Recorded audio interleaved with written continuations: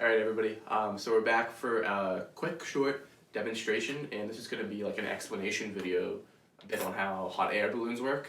I don't know if I think maybe when I was younger once I was in a hot air balloon, but I've seen them before.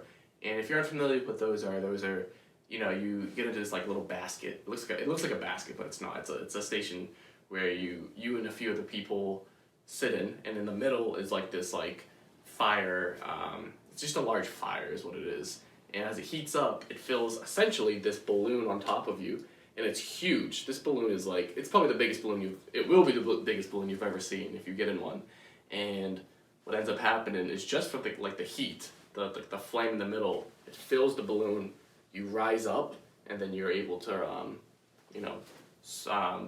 move around, and it's like an airplane but with a balloon. It's very, very, very cool, and you get to slowly, like, you're in the air, and you get maybe even a tour of an area. It's very cool. So maybe we can I can show you how that works with something simple like this is like a vegetable bag if you're at the supermarket. It would be a good use to use these also. You can be sustainable in that sense. And you can grab a couple of them. You can try a few different sizes if you'd like. Preferably like this really light, flimsy plastic is best. And I think it's best to cut them a little bit. That's why maybe with some scissors, adult supervision, trim it down a little bit if you need to. I already trimmed this one down. And we're just gonna use a candle. I think the best candle to use is one maybe at home if you have these large candles, these double wick candles that are, when it's about halfway done, halfway through, it's best so that it's easier to work with when the flame is inside.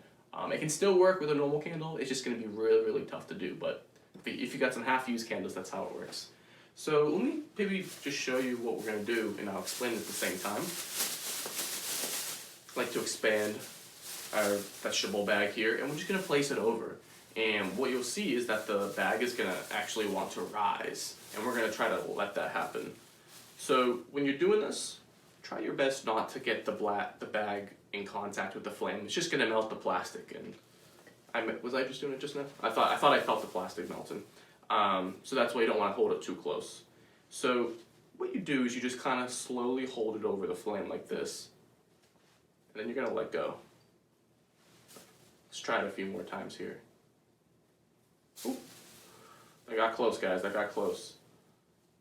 And you'll feel it. It gets really, really hot. Alright, let's try with the other one. I got another size bag. This candle smells really good. I love the smell of this candle. Like so. You'll see it fill with air. Alright. There you go. I'm just going to try it a couple more times here.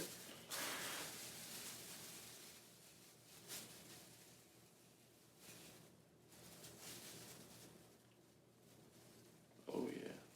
You can see it starts to expand. Slowly.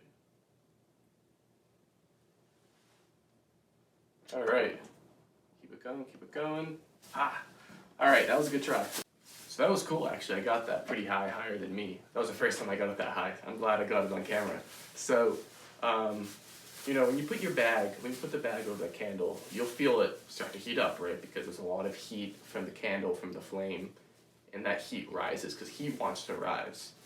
And it wants to rise so much that it's able to create enough pressure, locally within the bag, and enough heat that it can push the bag upwards. And you may ask, well, why doesn't the bag fall, right? Because the bag has mass, it has gravity, it would fall towards gravity. Well, the force due to the increase in pressure and the heat upwards, because heat wants to rise, is actually stronger than gravity. And that's why it's able to rise all the way up until essentially there's no more heat. When it got to the top and it fell, there wasn't enough heat, enough local pressure to push the bag upwards.